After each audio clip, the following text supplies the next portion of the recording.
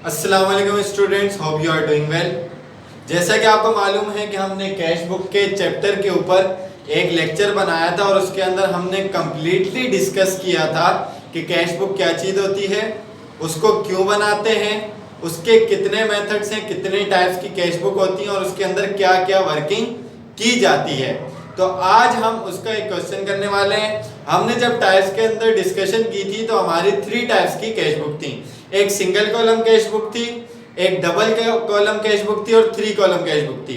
First year commerce के अंदर ये आने वाला टॉपिक जो है, एग्जामिनर आपसे 3 कॉलम कैश बुक ज्यादा टेस्ट करता है, लेकिन 3 कॉलम पर जाने से पहले आहिस्ता आहिस्ता सिखाने वाली चीज क्या है कि सबसे पहले आपको सिंगल कॉलम सिखाई जाए, फिर डबल कॉलम और फिर 3 कॉलम, क्योंकि डायरेक्ट 3 कॉलम सिखाया जाएगा तो कंफ्यूज हो जाएंगे कि ये वर्किंग कैसे हो रही है। सिंगल कॉलम कैश बुक के अंदर क्योंकि कैश की बात की जा रही है, कैश बुक हमने बात की थी कि बिजनेस के अंदर जितनी भी बड़ी ट्रांजैक्शंस होती हैं उनको रिकॉर्ड करने के लिए यूज की जाती है। तो इसके अंदर ऐसी कोई ट्रांजैक्शन हम रिकॉर्ड नहीं करेंगे जिसके अंदर कैश का इनफ्लो और आउटफ्लो ना हो रहा हो। तो देखते हैं हमारे पास क्वेश्चन और सॉल्व करने की कोशिश करते हैं और देखेंगे कि और मजीद वर्किंग इसमें क्या हो सकती है। तो हमारे पास क्वेश्चन है, एक सैंपल कह रहे हैं following are the selected transaction of Norway traders for the month of November 2015। ठीक है, मंथ ऑफ नवंबर 2015 का नॉर्वे ट्रेडर्स का डेटा आपके पास गिवन है। आपके पास कुछ ट्रांजैक्शन है डेट के हिसाब से नवंबर पर। कैश इन हैंड ₹20,000, यानी कि इनके पास कैश 20,000 का बैलेंस मौजूद है। सही है ना, रनिंग बिजनेस है। अगर वो बोलते हैं कि इन्वेस्टमेंट किया, इसका मतलब अभी अभी इसी मंथ में बिजनेस स्टार्ट किया है। उसके बाद नवंबर 6 में कह रहे मर्चेंडाइज आपने परचेज किए फॉर कैश, कैश पर 8,000 की। 15 को कह रहे हैं कैश कलेक्टेड, कैश कलेक्शन किया आपने किससे, कस्टमर से, ₹13,000। कैश पेड टू सप्लायर 20 नवंबर ₹4,000 का आपने कैश पे किया किसको, सप्लायर को। खरीदा होगा तो अब पेमेंट की बारी है। 21 को कह रहे कैश सेल, कैश पर आपने सेल की है 7,000 की, तो कैश आएगा। हमने सिर्फ यहाँ पर यही देखना है कि कैश आएगा या जाएगा, तो उसके अकॉर्डिंग हमने उसकी ट्रीटमेंट करनी है। नवंबर 25 को परचेज इक्विपमेंट फॉर ₹3,000, 3,000 के इक्विपमेंट आपने परचेज किए हैं। 30 नवंबर को पेड सैलरी, सैलरी तो आपने पेड की है किसको, एम्प्लॉइज को, ₹10,000। रिकॉर्ड में क्या कह रहे हैं, record the above transaction, in transaction को रिकॉर्ड करें in single column cash book. और कभी कभार नीचे लिखा हुआ आ जाता है कि इसको बैलेंस भी करके दिखाएं, तो वो तो हमने हर कैश बुक के अंदर बैलेंस करके दिखाना होता है। सिंगल कॉलम कैश बुक के पैटर्न की बात हमने वहां भी की थी, यहाँ पर भी बात करते हैं। सबसे पहले आप ओनर का नाम लिखेंगे, यहाँ पर नॉर्वे ट्रेडर्स है। सिंगल कॉलम कैश बुक बना रहे हैं तो सिंगल कॉलम, डबल बना रहे हैं तो double column cash book, 3 column cash book बना रहे हैं तो 3 कॉलम कैश बुक हम लिखेंगे। उसके बाद फॉर द मंथ ऑफ नवंबर, ये 3 चीज है। इससे पहले हम ये भी पढ़ के आ चुके हैं भाई, जर्नल बनाते हैं तो नाम लिखते हैं, फिर जर्नल फॉर द मंथ। इसी तरीके से लेजर या कोई भी टॉपिक हो, बैंक रिकंसिलिएशन के अंदर भी हमने देखा, इनकम स्टेटमेंट बनाई तो उसमें भी यही देखा। यहाँ पर एक चीज क्या होगी कि थोड़ा सा गैप देकर आपने एक साइड रिसीव साइड छोड़नी और एक साइड पेमेंट, ताकि आपको पता लग जाए। तभी मैंने रिसीव साइड ग्रीन से और पेमेंट साइड रेड से लिखी है, आपको पता लग जाए कि भाई हम कलेक्शन कर रहे हैं, पैसे जो आ रहे हैं वो कहाँ रिकॉर्ड कर रहे हैं और जो पेमेंट कर रहे हैं वो कहाँ रिकॉर्ड कर रहे हैं। आप अपने पास रजिस्टर में जो रिसीव साइड है वो एक पेज पर और पेमेंट साइड एक पेज पर आमने सामने बना लें, और पेपर में बोर्ड के अंदर जो आपके पास कॉपी आती है उसमें भी ऐसा कर लें तो ज्यादा आसानी होगी। ठीक है जी, तो इसके बाद हम क्वेश्चन करना स्टार्ट करते हैं। Very simple question. आपके पास डेट का कॉलम होगा, फिर पर्टिकुलर्स, फिर पीआर का कॉलम होगा, फिर कैश। सिंगल कॉलम है, जब डबल होगा तो कैश के साथ एक और कॉलम ऐड अप हो जाएगा, 3 होगा तो फिर एक और कॉलम ऐड हो जाएगा बैंक और डिस्काउंट का। इसी तरीके से पेमेंट साइड पर सेम एज इट इज यही कॉलम्स आपके पास मौजूद होंगे, बस हमने ये देखना है इनफ्लो हो रहा है या आउटफ्लो हो रहा है। जिस तरीके से आप कैश का टी अकाउंट बनाकर आते थे, तकरीबन कॉन्सेप्ट वही वाले कि भाई कैश आता था इस साइड पर, डेबिट साइड, इसको आप डेबिट साइड मानकर चलें, डेबिट साइड ये, इसको क्रेडिट साइड मानकर चलें कि भाई कैश इस वजह से जा रहा है। तो कैश का कॉलम है, जो वजह वो लिखेंगे। टी अकाउंट में हम यही काम तो करते थे। तो वेरी वेरी सिंपल टॉपिक है ये। अच्छा, प्रैक्टिकल लाइफ के अंदर कभी कभार ये होता है कि कैश का कॉलम बिल्कुल दरमियान में होता है ना, बिल्कुल दरमियान में। तो अगर पेमेंट हो रही है तो वहां चीज लिखकर अमाउंट इधर, और रिसीप्ट साइड पर यहाँ चीज लिखकर अमाउंट इधर लिखी जाती है और फिर बैलेंसिंग की जाती है। जो आपको पढ़ाया जाता है उसमें आपकी कैश बुक का पैटर्न ऐसे बनाया जाता है। तो सबसे पहले वो कह रहे हैं कैश इन हैंड, आपके पास बैलेंस मौजूद है, नेगेटिव नहीं है पॉजिटिव है, तो आप बैलेंस को कहां लिखते हैं, रिसीप्ट साइड डेट के अंदर आपका एक सब कॉलम है, एक तरफ आप मंथ लिख लें नवंबर, और दूसरी तरफ सेकंड सब कॉलम के अंदर आप लिख लें डेट नवंबर 1, और आपके पास ये है बैलेंस, आप बैलेंस लिखना चाहें बैलेंस लिख दें, और अगर आप कैश इन हैंड लिखना चाहें तो कैश इन हैंड लिख दें, ये भी गलत नहीं होगा। तो आपके पास जो अमाउंट है वो है 20,000 की, तो यहाँ पर आप लिखते हैं 20,000। उसके बाद वो कह रहे हैं 6 को मर्चेंडाइज परचेज किए फॉर कैश ₹8,000। जब कोई चीज परचेज की है तो पैसे जाते हैं, इसका मतलब पेमेंट हुई है, तो इसको मैं कहां रिकॉर्ड करूंगा, यहां पर रिकॉर्ड करूंगा नवंबर 6। आपका कितना कैश चला गया, 8,000 का कैश आपका चला गया, किसकी वजह से, मर्चेंडाइज खरीदने की वजह से। मर्चेंडाइज जब भी खरीदते हैं तो हम क्या लिखते हैं, परचेज, बेचते हैं तो सेल्स, खरीदते हैं तो परचेज, यानी कि आउटफ्लो हो रहा है हमारे कैश का 8,000 का। उसके बाद cash collection from customer, customer से कैश कलेक्शन किए, यानी कि पैसे आ रहे हैं, तो रिसीप्ट साइड रिकॉर्ड करेंगे नवंबर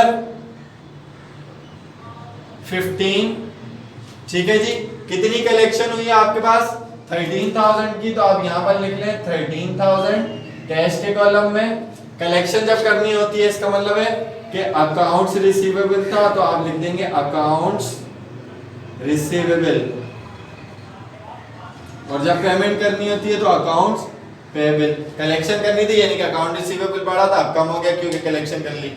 उसके बाद नेक्स्ट 20 में कह रहे हैं कैश पेड, पेड का मतलब पेमेंट, तो वहां रिकॉर्ड करेंगे to supplier ₹4,000 November 20।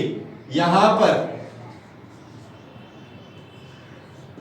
Cash paid to supplier, कितना सप्लायर को दिया गया, 4,000। और उसके बाद जब आप पेमेंट करते हो अकाउंट्स पेबल था तभी आपने पेमेंट की। कभी कभार नाम होते हैं तो आप नाम भी लिख लिया करें, ठीक है, तो अकाउंट्स पेबल। उसके बाद आपके पास क्या करें, कैश सेल्स, कैश पर आपने सेल्स की, सेल्स इनकम है, इनकम की वजह से कैश बढ़ता है यानी कि आता है, रिसीव्ड होता है। तो 21 नवंबर 21 सेल्स की वजह से आपके पास कैश आ रहा है, कितने का, 7,000 रुपीस का, तो यहां पर आप लिख देंगे 7,000। उसके बाद सेकंड लास्ट आपके पास है परचेज, परचेज का मतलब खरीदना, मतलब पेमेंट हो रही है, पैसे जाएंगे, क्या खरीदा, इक्विपमेंट, फिक्स एसेट खरीदा, कितने का, 3,000 का नवंबर 25 को, तो पेमेंट साइड होगा नवंबर 25। इक्विपमेंट आपने खरीदा तो यहां पर लिखेंगे इक्विपमेंट, इक्विपमेंट आपने खरीदा 3,000 का, तो यहां पर अमाउंट लिख दें आप 3,000 रुपीज। लास्ट आपके पास है पेड, पेड का मतलब पेमेंट हो रही है, क्या पेड हो रहा है, सैलरीज टू एम्प्लॉय, सैलरीज आप पे कर रहे हो नवंबर 30 को, नवंबर 30 को सैलरीज पे कर रहे हो, इसका मतलब एक्सपेंस बढ़ गया, और सैलरीज एक्सपेंस की वजह से आपका कैश 10,000 से कम हो रहा है, यानी कि पे हो रहा है क्रेडिट साइड। एसेट है, एसेट कम होता है तो क्रेडिट साइड रिकॉर्ड किया जाता है, इसको इस तरीके से भी आप कह सकते हैं। ठीक है जी, तमाम ट्रांजैक्शंस हमने रिकॉर्ड कर ली हैं। इसके बाद हमारा प्रोसेस क्या होता है कि हम दोनों साइड का कर लेते हैं टोटल, यहां का भी टोटल करेंगे और यहां का भी टोटल करेंगे। टोटल जिस तरीके से टी अकाउंट में करके हम देखते थे कि कौन सी साइड बड़ी है, इसी तरीके से हमने यहां पर भी देखना है, जो बड़ी साइड होगी उसको दोनों साइड रिकॉर्ड किया जाएगा। तो 7,000 plus 13,000, 20 plus is equal to 40,000। तो 40,000 आपके पास टोटल कैश रिसीव्स हुई है, यानी कि 40,000 कैश आया है।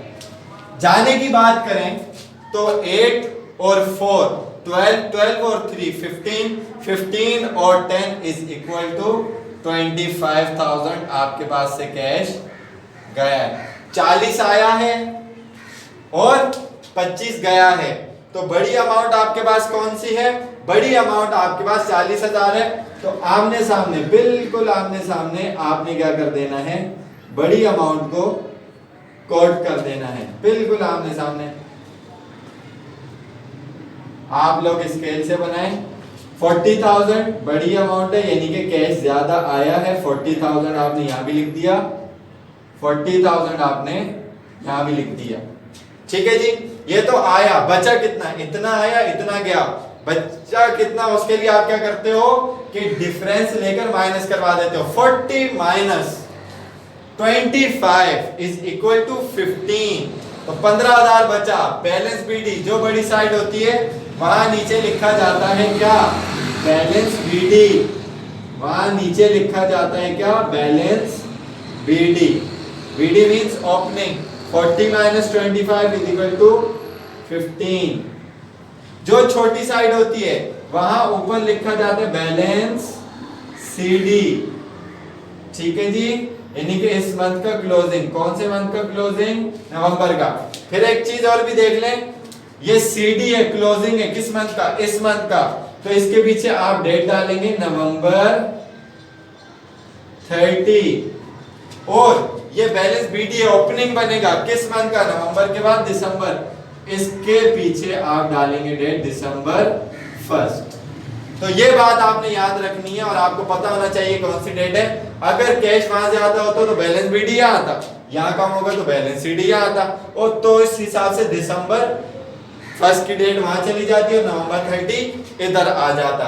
तो आई होप कि आपको ये सिंगल कॉलम का कॉन्सेप्ट समझ आया होगा। क्वेश्चन भी बहुत आसान था, बहुत इजी ट्रांजैक्शन थी। आइंदा आने वाले लेक्चर के अंदर हम डबल कॉलम कैश बुक करेंगे और उसके बाद हम बहुत सारे क्वेश्चन जो है वो 3 कॉलम के करेंगे। क्यों? क्योंकि 3 कॉलम कैश बुक ही आपके पेपर के अंदर ज्यादा टेस्ट की जाती है। इसके अलावा अगर आपको कोई भी चीज समझ में नहीं आती तो आप कमेंट सेक्शन में क्वेश्चन करके पूछ सकते हैं। चैनल को सब्सक्राइब करें, दूसरे स्टूडेंट्स के साथ शेयर करें और ज्यादा से ज्यादा इंकरेज करें स्टूडेंट्स को, ताकि वो हमारे चैनल्स को देख सकें और फायदा उठा सकें।